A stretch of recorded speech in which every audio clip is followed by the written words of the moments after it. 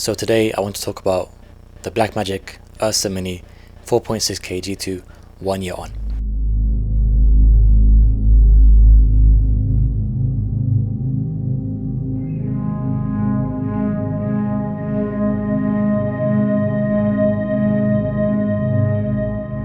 I purchased this camera 1 year ago. I've been using it for pretty much every project that I've had in the past year, and I am just blown away by this camera. I absolutely love it. It's a camera that I feel that I've been searching for a long time. Of course, a camera is a tool, and when choosing a camera, it's very important to try and figure out which camera better suits you, and that can range from the Arri Alexa Mini to even an iPhone, depending on what you're shooting and what your type of client entails. For me, I've always been kind of between spaces, but I've always tried to go for a kind of professional on a budget look and aesthetic, meaning that I always try to make the projects that I work on look very industry standard, even though I'm not working on huge sets with massive crews, etc. Essentially, I'm looking for a cinema camera that I can manage on a budget, and for me the Blackmagic Ursa Mini 4.6K G2 ticks those boxes absolutely. I was working with the Blackmagic Pocket 6K for many years, and my issues with it were multifold.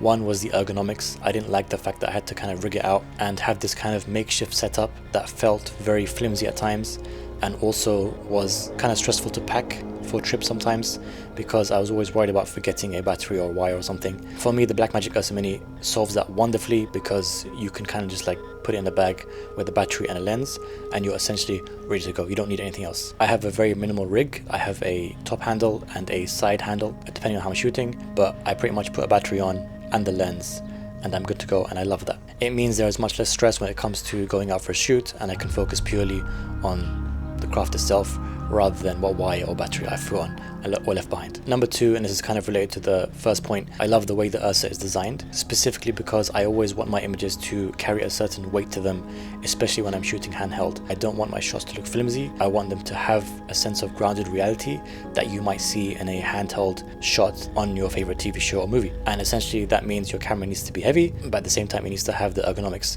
to have that kind of heavy look. And I'm very happy to say that whenever I do shoot handheld on the Ursa, I'm very happy with the weight of the image. I'm very happy with the way the camera kind of bounces around.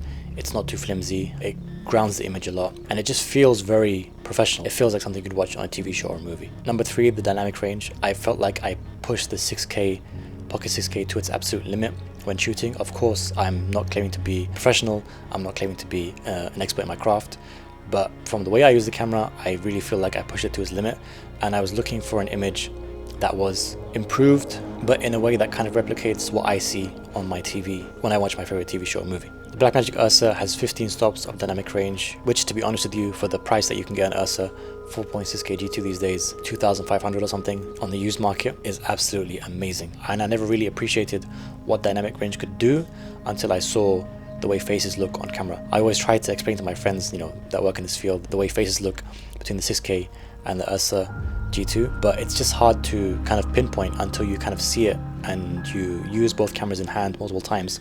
I had to send this Ursa off for repairs for a few weeks, and I had to use the 6K in the meantime, and I could see the difference in faces. I could see the difference in the quality of the image. And for me, the way faces look on this camera is absolutely amazing. The way everything looks on this camera is amazing. I'm so happy that I went with it. I'm not going to claim to be a technical expert or geek, so I'm going to word my words very carefully, but there's something about this sensor that really sets it apart from other cameras, even I would say the other Ursas. If I'm not mistaken, the sensor in this camera is unique specifically to this model.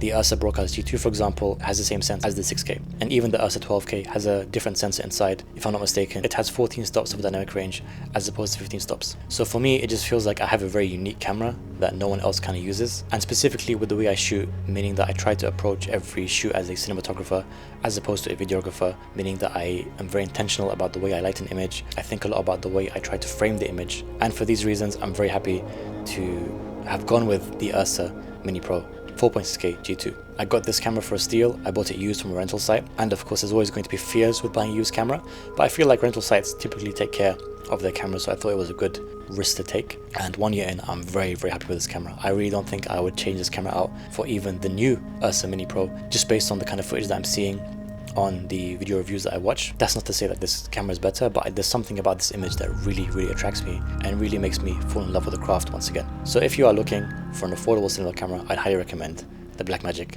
Ursa 416K G2. I'd love to hear your thoughts and your perspectives on this camera, so please comment down below, and please do like the video and make sure you subscribe to my channel. Thank you so much.